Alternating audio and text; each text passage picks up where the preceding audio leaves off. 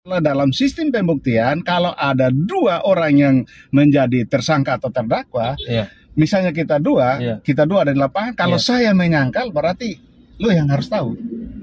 Apa yang saya sangkal mengarah ke lu, apa yang lu sangkal mengarah ke beta, kan begitu. Tidak bisa lain, karena hanya bosun dua di lapangan pada saat itu yang terungkap sekarang. Kecuali nanti ada orang lain yang terungkap, baru terlihat bahwa peran dia lain lagi, lebih besar. Nah, itu yang dari awal saya bilang, kalau Randy konsisten bohong, maka mendekatkan dia ke regu tembak. Jangan sampai nanti perkara IU yang sementara disidik ini justru menampilkan peran yang jauh lebih horor.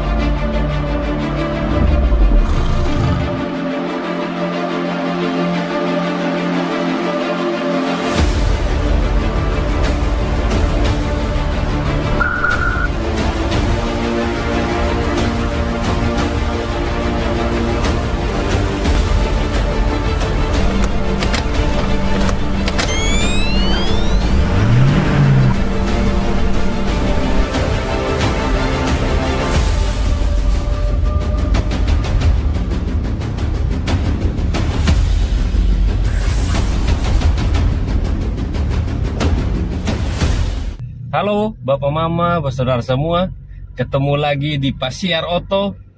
Gas jangan rem. Gas jangan rem. Luar biasa sekali, semangat sekali Bapak ini. Oke, Bapak Mama, saudara semua, hari ini kita ditemani oleh Bapak Dedi Manafe. Pasti semua orang sudah tahu apa. Ya, kalau Kota Kupang siapa tahu ya. Kalau Kota Kupang orang pasti sudah tahu. Apalagi yang mengikuti kasus PNKC ini. Oke, Bapak. Bapak Dedi ini adalah betul dosen dulu di Undana. Lama tak jumpa Bapak. Apa kabar Bapak? Sehat. Ya, hampir 15-an tahun ya. Betul, beta tamat 2009. Betul. Ini hari baru ketemu lagi. Masih aktif ngajar kok Bapak? Masih lama baru pensiun. Masih lama. Dosen ini 65. 65 sampai jompo-jompo. Sampai peot-peot. Luar biasa sekali. Terima kasih banyak Bapak sudah mau diajak Pasiar Oto. Selama ini beta ikuti saja Bapak punya ulasan di media sosial, di podcast. Luar biasa sekali. Bapak mengikuti sekali kelihatannya ini perkara PNKC ini ya Bapak. Iya, jadi kalau perkara PNKC kebetulan korban itu ponaan dan cucu, itu satu. Yang kedua, tapi saya tidak terlibat langsung ke lapangan. Memilih untuk jadi pengamat ya. Memilih untuk jadi pengamat supaya menyumbang dari segi keilmuan. Karena teman-teman saudara sudah banyak di lapangan, mengawal di lapangan, betul. Maka peran untuk mengawal dari segi ilmuwan itu yang saya secara sengaja ambil. Tapi sebagai pengamat, saya berterima kasih pertama kepada Femi Leo, itu juga alumni kita yang di Pos Kupang. Iya betul. Karena sering sekali saya justru punya kontrak tidak tertulis dengan beliau untuk kalau ada kesempatan kita dua nongkrong di studio Pos Kupang, terus memantau prosesnya secara online. Nah, kalau saya tidak sempat ke Pos Kupang, dia bagi link. Itu satu. Yang kedua, juga teman-teman yang alumni Fakultas Hukum juga. Luar biasa sekali. Seperti Ameli Hajo dan lain-lain yang ada di situ. Mereka yang secara sukarela hadir dari waktu ke waktu, detik ke demi detik, dan di situ mereka mencatat dengan baik, merekam dengan baik, terus mengirim ke saya. Nah itu Ameli itu saya sebut dia kan lebih paling banyak, dan dia yang mengkoordinir adik-adiknya yang lain, dia paling senior. Kebetulan anak wali. Dulu anak wali. Sehingga memang informasi saya sedikit mendekati lah, tergantung kemampuan mereka merekam proses. Yang datanya informasi dikirim ke saya. Yang berikut juga PH dari dua, iya betul. PH dan alumni juga semua. Alumni dan itu ada juga anak bimbingan skripsi, dan itu kedekatan. Jadi kita diskusi sama-sama. Keluarga pelaku pun itu sahabat baik. Om kandung pelaku, salah satu pelaku. Itu teman satu kelas saya di SD sampai SMP. Kemudian om kandung dari tersangka atau istri pelaku itu teman dari SMA sampai tamat dari Fakultas Hukum. Kita satu tempat tidur itu. Jadi kita persahabatan, persaudaraan segala macam. Apa yang ingin saya sampaikan? Iya, Bapak. Poinnya adalah begini. Kita percaya kepada penegakan hukum. Ya. Hukum harus imparsial. Iya. Relasi sosial kita, persaudaraan kita di luar kasus ini tidak boleh pecah hanya karena kasus ini.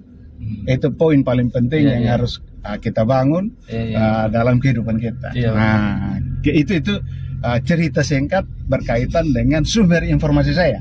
Sehingga banyak orang bertanya, orang ini komen tiap hari. Tadi pagi saya masih komen tentang apa kabar kasus Iraua. Nah, itu saya masih kasih komen. Orang berpikir, orang ini kok tidak habis-habis datanya, informasinya. Ya kan saya disuplai dan saya berterima kasih. Tadi malam jam 4 pagi, subuh 4 pagi, saya masih disuplai informasi begitu.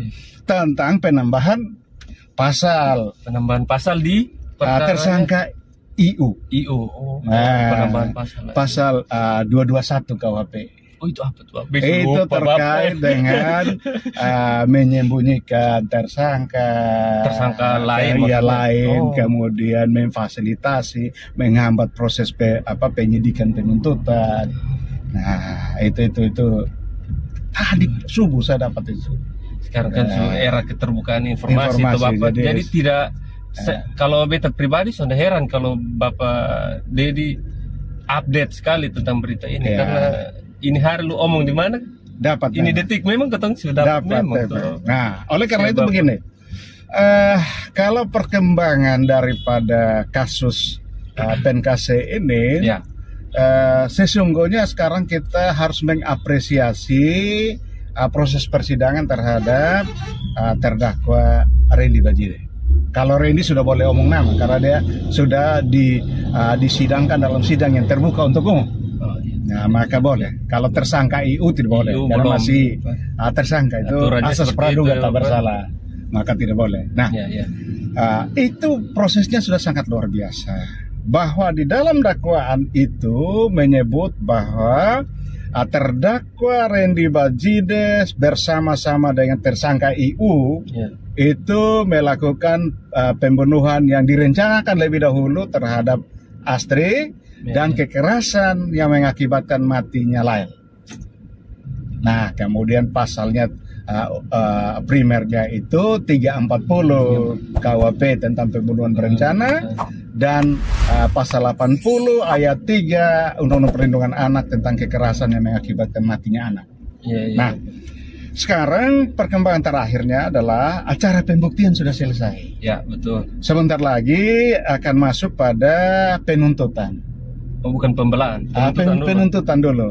Penuntutan baru pembelaan, kemudian masuk kepada putusan hakim. Nah, kalau dilihat apa penuntutan, kemungkinan penuntutan. Betul. Kemungkinan penuntutan. Kalau dilihat dari unsur dakwaan primer 340 itu dari sistem pembuktian yang dipakai oleh JPU kemarin. Itu di dalam teori pembuktian, saya pakai istilah yang mudah, itu adalah ada istilah Inggrisnya, kan textbooksnya dari Oxford University. Itu teorinya itu melempar dadu. Apalagi itu? Melempar dadu. Melempar dadu itu saya terjemahkan secara bebas. Itu maksudnya begini. Kalau dadu itu orang main judi itu ada dua dadu di dalam, masukkan ke dalam satu wadah itu dikocok kemudian dibuang.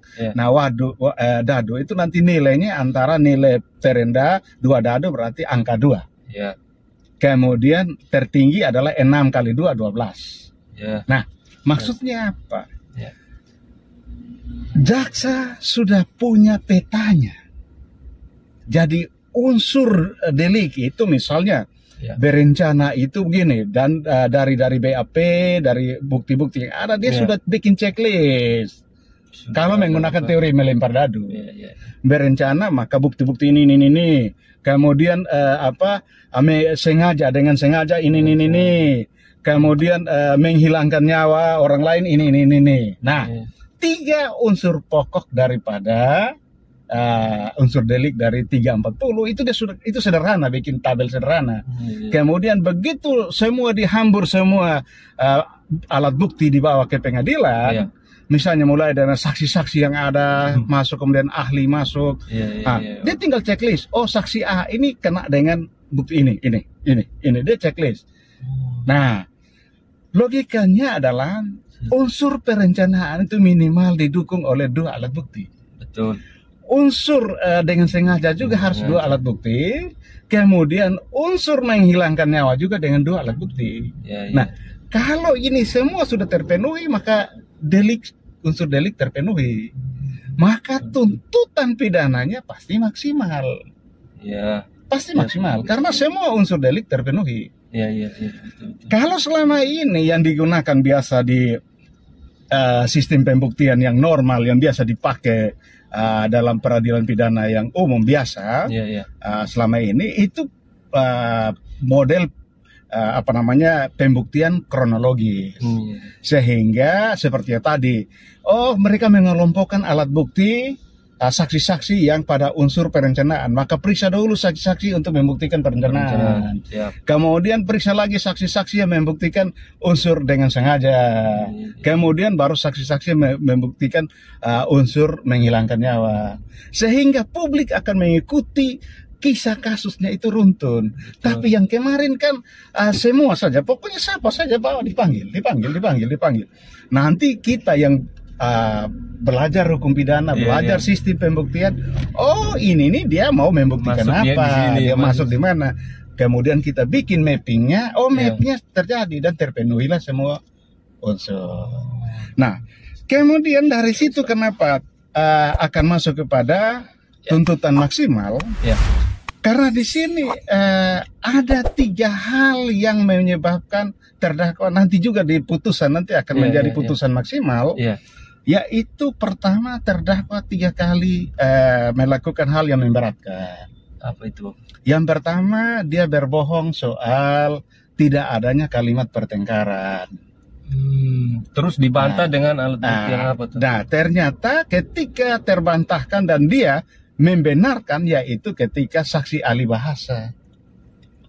Saksi ahli bahasa menjelaskan tentang menjelaskan tentang screenshot tangkapan layar HP antara terdakwa dan istrinya. Nah, yang kemudian di situ secara letterlet menangkap percakapan yang frasanya sejenis dengan yang dia sangkal, dan di situ dia membenarkan. Berarti ternyata dia setelah itu dia benarkan lagi. Dia benarkan berarti sudah menyangkal. Kemudian dia saksi ahli berikan keterangan seperti ini, dia membenarkan. Waduh. Nah, itu berarti alasan memberatkan pertama sudah masuk, terpenuhi. Nah, yang kedua adalah ketika dia menyangkal tentang mencuci mobil Avanza. Yang kemudian dia mengatakan bahwa itu mobil dikendarai oleh istrinya. Tetapi di situ dia tidak menguraikan kenapa mobil itu sisi luarnya kotor, di dalamnya ada cairan berwarna coklat, berbau amis, dan ada tanah putih. Sampai di dalam motor itu. Dalam motor 3 kali cuci tuh. Nah, jadi itu. Itu dia tidak menyangkal itu, tetapi dia hanya bilang bahwa itu istrinya yang pakai.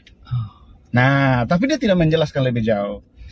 Kemudian yang ketiga adalah dia menyangkal bahwa dia yang menggerakkan mobil ras 2 kali. Yang ketika diparkir di sebelah rumahnya David, saksi David, untuk dia pinjam skop dan dengan David pergi gali pertama. Nah, kemudian ketika dia parkir malam itu jam 1.45 di di belakang kantor BPK, itu mobil itu bergerak, GPS mencatat begitu. Nah, tapi dia bilang bahwa dia tidak tahu. Hakim JPU juga mengajar, kalau begitu siapa yang mengendarai? Dia bilang tidak tahu.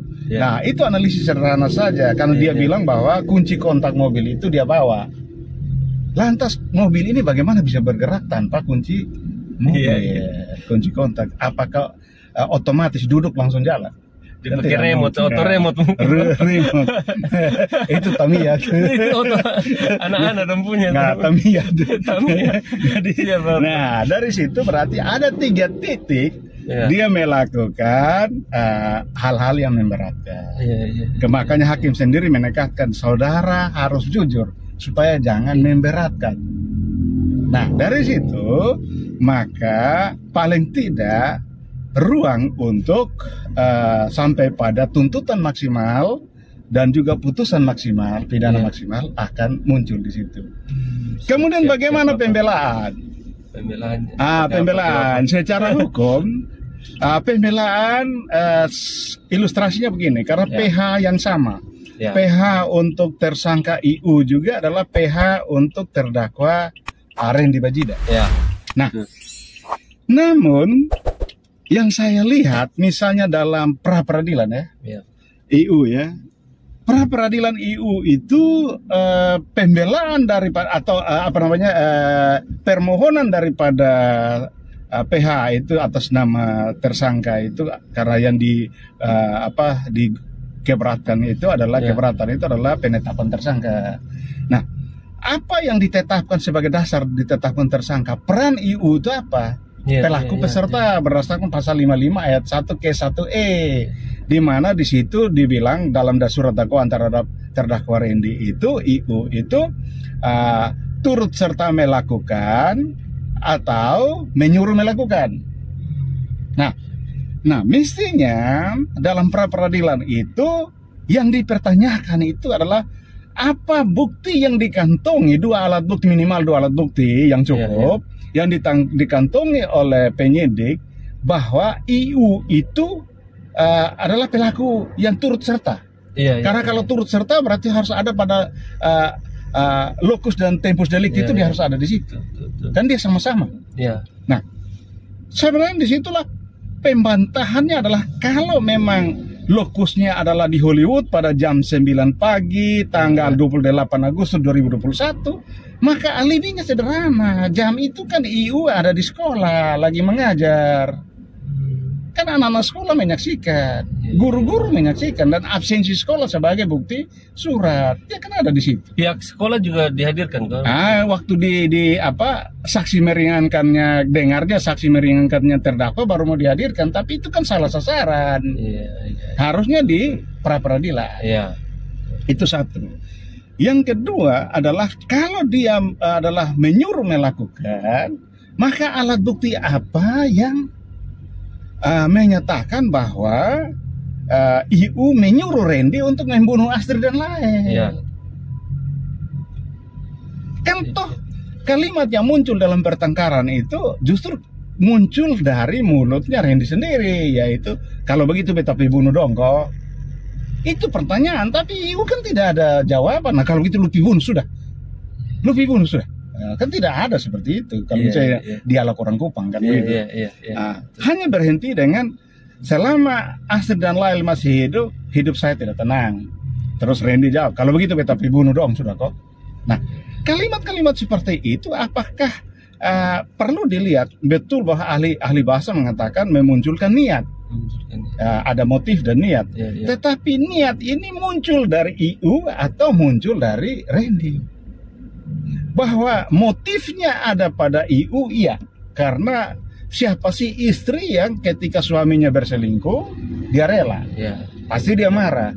Nah, jadi motif untuk melakukan pembunuhan, tapi apakah motif itu jadi niat, kemudian niat itu menjadi perbuatan, itu harus dibuktikan. Nah itu pembelaan. Nah ini saya sebenarnya sebagai pihak keluarga korban tidak harus jelaskan, tapi sebagai ilmuwan saya jelaskan. Karena kebetulan PH itu juga murid-murid saya. Tapi sekarang silakan mereka membangun konstruksi. Ini hanya garis besarnya. Nah itu perkembangan sementara. Perkembangannya seperti itu ya Bapak. Ada satu istilah hukum yang kali lalu Bapak sempat viralkan lah. Menurut saya itu adalah tempus delicti dan locus delicti. Ya. Akhirnya sampai sekarang banyak analisa-analisa yang dilakukan di media sosial yang pakai istilah itu. Ya. Kalau yang beta mau tanya, tempus delicti dan locus delictinya itu lokasi dan tempat dan lokasi tempat dan waktu kejadian itu yang sebenarnya yang menurut fakta di persidangan itu di mana dan kapan, Bapak? Ya, jadi ada salah satu postingan saya tuh sudah menganalisis. Ya. Untuk tempusnya sendiri ada 3 alternatif. Yang tempus bahwa jam 9 pagi tanggal 28 itu pengakuannya Randy.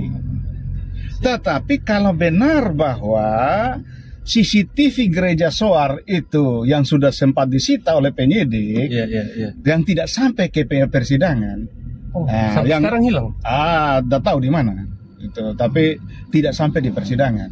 Nah, CCTV itu menurut teman-teman aliansi itu saya bacakan, saya memantau saja, tidak ada di lapangan. Siap. Nah, yang mengatakan bahwa siang harinya dalam CCTV itu nampak bahwa ada seorang perempuan yang mirip Astri dan menggendong seorang anak mirip Lael. Artinya apa? Masa orang sudah terbunuh jam 9 pagi tapi siangnya masih ada di gereja Soar? Berarti tidak benar juga. Kemudian yang alternatif yang ketiga adalah apa benar bahwa Astri itu saat terakhir hidupnya adalah ketika baring-baring di atas mobil sebelum jam 9 pagi itu di Hollywood? Belum tentu. Karena ini hanya merupakan keterangan kalau kita ikut Astri itu valid hidup terakhir dan Lael itu hidup terakhir kapan? Keluar dari rumah. Hampir jam 8 malam tanggal 27 Agustus ketika Arca menjemput. Nah, siapa yang jamin bahwa Astri dan Lael itu menuju sampai di kosnya Bosco? Di belakang Pasar Impres, Pasar Rebobo. Kemudian siapa yang jamin bahwa benar Astri dan Lael itu dijemput oleh mobil yang tidak tahu siapa dan kemudian oleh Randy mengaku bahwa dia yang jemput di pertigaannya, orang tidak tahu. Ini kan mereka saja yang bercerita. Siapa yang bisa membuktikan? Betul. Sehingga asumsi saya dan banyak cerita yang beredar ada di media sosial oleh aliansi dan macam-macam itu mengatakan bahwa justru ketika Astri dengan Arca keluar itu sudah disergap langsung, disergap, dibawa kemudian disekap di mana, kemudian dihabisi di Patung Garuda. Artinya tanggal 27 malam itu sudah selesai. Bukan besok. Bukan besok. Maka logika kriminologi, kita belajar kriminologi. Kalau ada buku kriminologi itu yaitu Criminal Mind. Itu handbook Yale University. Itu Criminal Mind. Kalau kita belajar tentang otak berpikir dari sang penjahat, maka ketika mobil ras ini berputar sampai ke Oela Masih, sampai ke mana-mana, itu sebenarnya dia sedang mencari tempat untuk buang jenazah. Ini teoritis loh, dan bukunya ada. Saya bisa buktikan itu, bukunya ada. Sehingga, tapi kemudian dengan tempus seperti itu, hukum acara kita luar biasa. Maka kita baca di dakwaan, dia bilang bahwa Astri dan Lael itu terbunuh pada jam 9 pagi atau waktu lain yang masih dalam tahun 2021. Artinya mau tanggal 27 mati, mau 28 mati, atau sampai pada batas waktu jenazah sebelum ditemukan, bukan soal. Yang penting faktanya bahwa mereka sudah mati. Tetapi dengan tidak jelasnya tempus delicti itu saya katakan di Thamnos itu, maka ada banyak hal yang tertutupi. Karena pada waktu misalnya begini, tiba-tiba saya lagi dengan adik ketemu lagi naik mobil begini, lagi wawancara. Terus polisi itu saya ambil ilustrasi waktu pertama. Datang tangkap bahwa pada jam ini hari ini beta lagi bunuh orang di Soe, kan tidak mungkin. Kan tidak mungkin. Dan Tempus itu peta ada di atas mobil ini. Nggak bisa. Nah, artinya apa? Ketika Tempus itu dirancang oleh Randy bahwa jam 9 pagi itu sesungguhnya dia mau menutupi sejumlah fakta. Begitu juga Locus. Ketika Locus itu dilihat bahwa di Hollywood, maka itu juga dalam tujuan untuk menutupi sejumlah fakta. Nah, ini soal. Maaf, apa GPS itu tadi dari mobil itu apakah benar jam 9 atau jam berapa tadi ada di Hollywood itu? Ada. Jadi ketika saya konfirmasi ke teman-teman yang memantau di pengadilan, saya tanya, ahli GPIT itu ketika menjelaskan GPS itu pakai peta dasar Kota Kupang tidak? Kalau dia hanya menjelaskan berdasarkan koordinat, maka hanya dia saja yang paham. Betul. Hakim juga tidak akan paham karena hakim bukan orang-orang IT.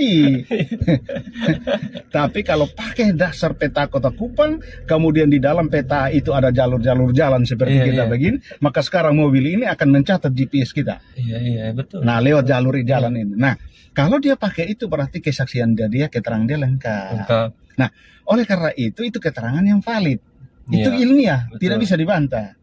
Dan dari keterangan itu membuktikan bahwa sesuai pengakuan bahwa mereka dieksekusi di Hollywood, mobil itu berhenti sekitar dari jam 9, kemudian baru hampir jam 1 baru bergerak.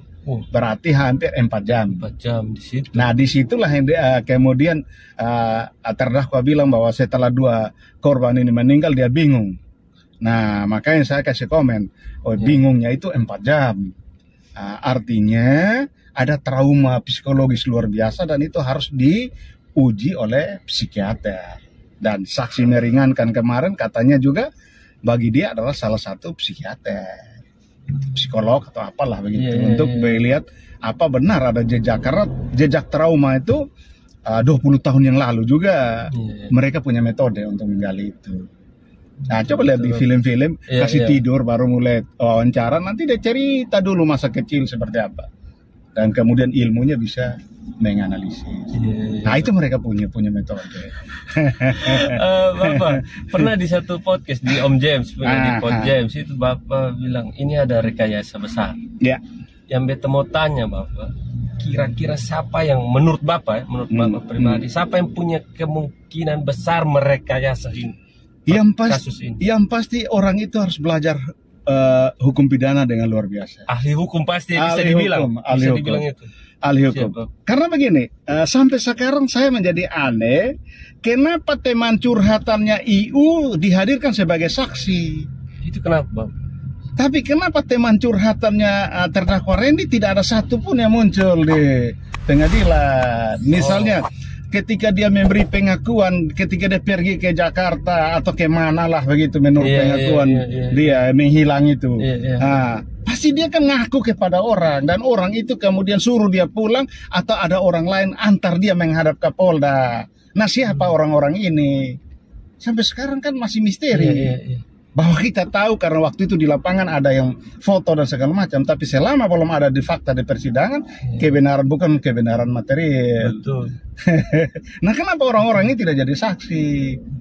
Apa yang Randy ceritakan kepada mereka?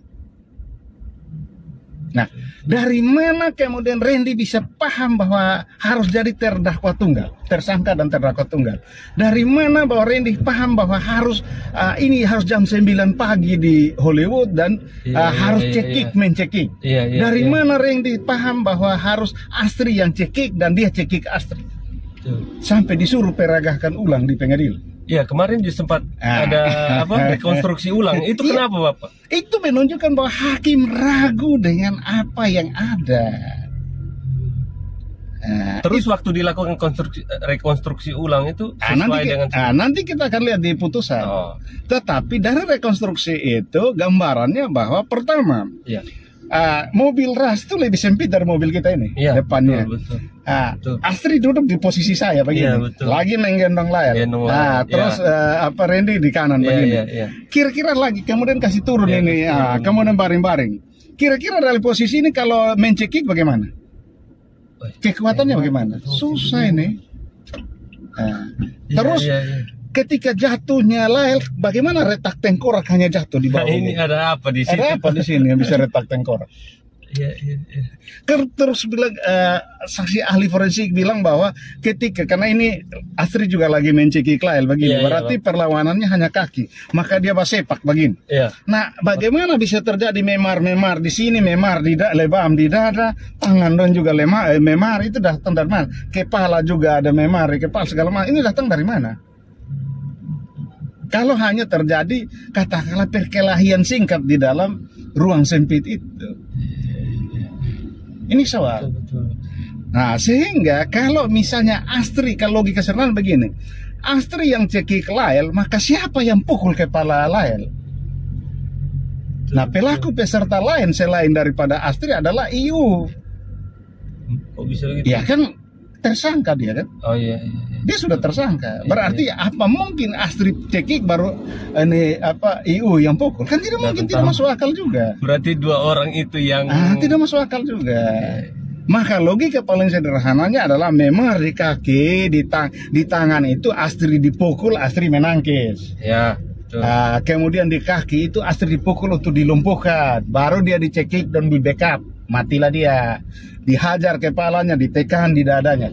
Itu logika sederhana. Saya ini 40 tahun belajar bela diri.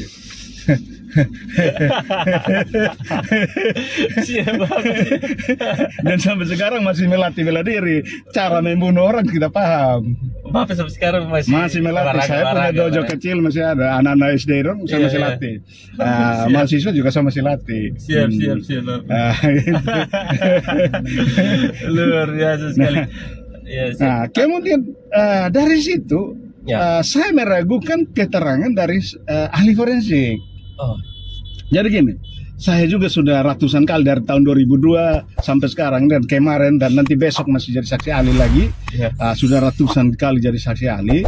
Kalau ahli itu ada dua tipe. Ahli yang bekerja dengan fakta dan ahli yang bekerja sebagai teoritisi murni. Nah, kalau ahli yang bekerja dengan fakta, dia hanya menjelaskan fakta itu supaya orang lain paham. Karena fakta itu ada pada domain spesifik keilmuan tertentu. Jadi seperti otopsi.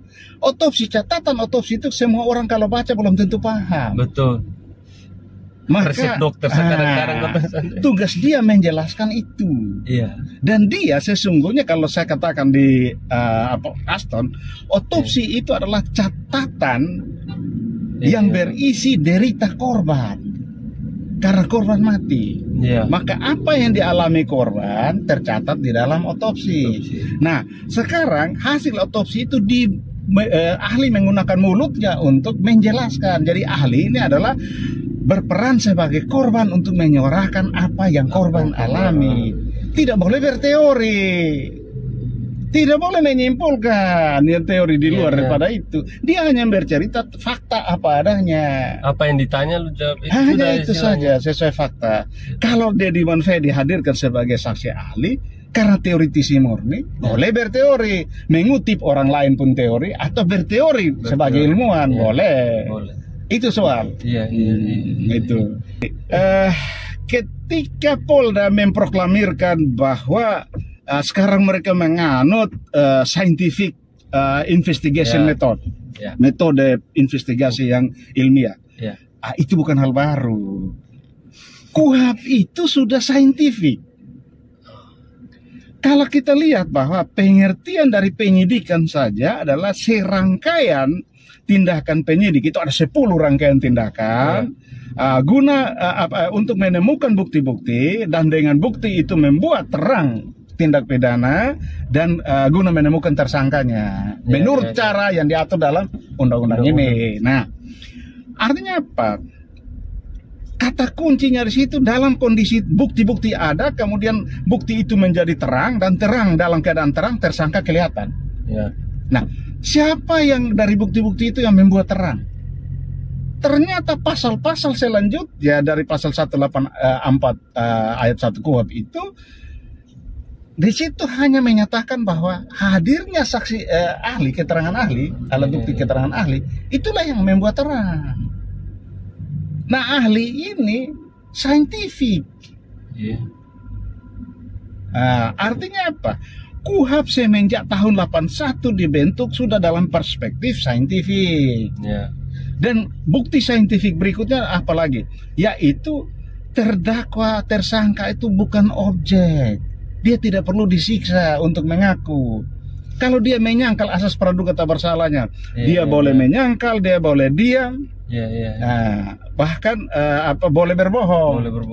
Nah, itu 3 hal itu saya sudah jelaskan berkali-kali itu. Nah, dari situ biarkanlah 4 alat bukti yang lain yang akan membuktikan kesalahan dia. Tidak harus dia keterangan terdakwa dia mengaku baru dia bersalah. Kalau sekarang semua bersandar pada pengakuan terdakwa. Bukti-bukti yang ada yang paling valid adalah bukti pra eksekusi dan pasca eksekusi. Tapi bukti saat eksekusi itu hanya satu-satunya adalah keterangan terdakwa dan dalam tanda petik otopsi. Itu pun otopsi tidak mampu menjelaskan tempus delicti. Itu dari awal saya sudah kritik. Otopsi hanya menjelaskan derita yang dialami korban, tapi modus kenapa sampai korban mati pun tidak mampu diungkap. Kesimpulannya masih bias. Dia bilang bahwa karena pembusukan lanjut maka sebab kematian tidak dapat dipastikan. Tetapi pembekapan dan pencekikan dapat menyebabkan mati lemas. Itu kan hanya asumsi. Asumsi dia. Wah, ini kayaknya masih panjang nih. Kapan putusan ini tanggal 13.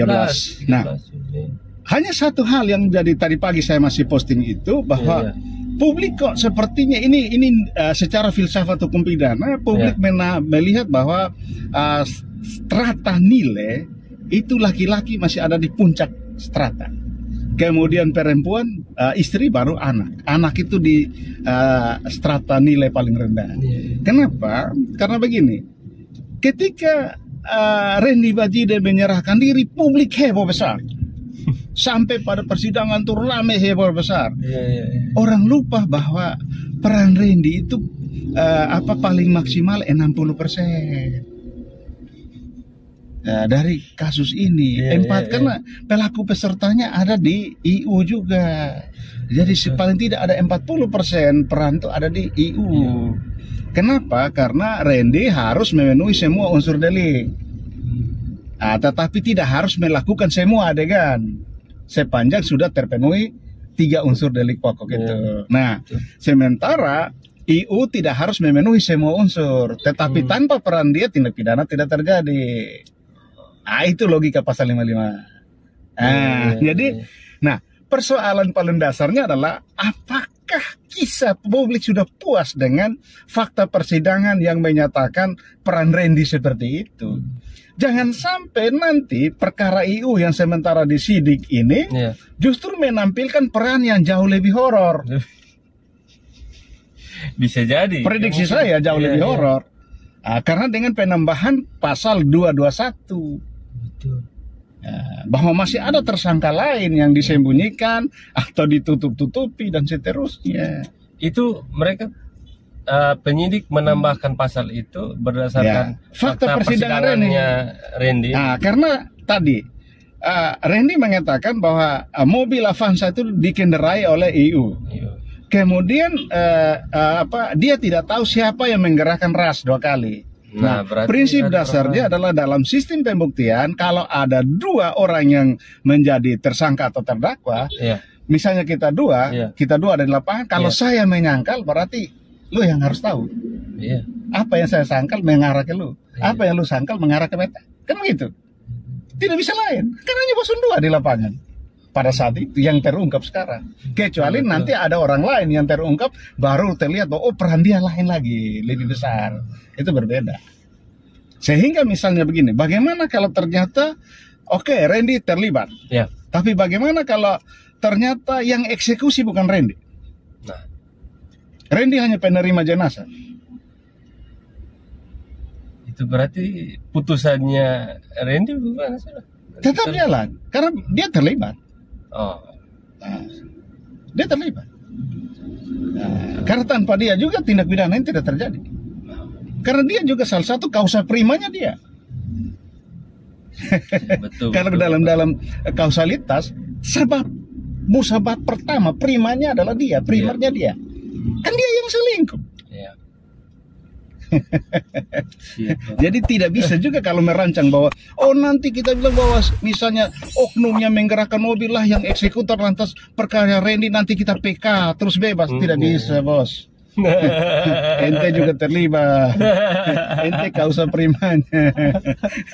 Ini artinya ente menggali lubang untuk banyak orang. Jadi tidak ada peluang untuk Randy ini di lolos atau dihukum ringan. Gak bisa. Jadi itu yang salah satu kelemahan dari sutradara besar, skenario besar, yang dia mau tadinya skenarionya adalah begini. Pertama, mengarahkan bahwa dengan kalau Astria mencekik Lyle, kemudian Randy mencekik Astri, maka itu bukan 340. Tetapi pada saat itu dia sebagai ayah kandung daripada Lyle melihat bahwa orangnya istrinya, istri liarnya, istri sosiologisnya itu mencekik anak kandungnya, dia langsung shock pada saat itu, dan secara naluriah dia hanya meniru apa yang dilakukan si istri. Mencekik istri. Dengan itulah logika darurat, pembelaan darurat yang dia lakukan. Maka yang mau dipakai adalah pasal 351 KUHP. Ya, itu penganiayaan yang menyebabkan matinya orang lain. Tetapi yuntonya ke pasal 49 ayat 2. Pembelaan darurat yang melampaui batas, not where excess, yang kemudian membebaskan Randy.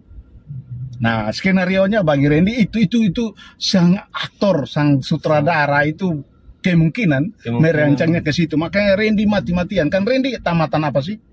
Kok bisa mati-matian ke situ? Nah, itu satu. Yang kedua, bahwa dengan tempus delicti dan locus delicti seperti itu, maka IU dibebaskan pula.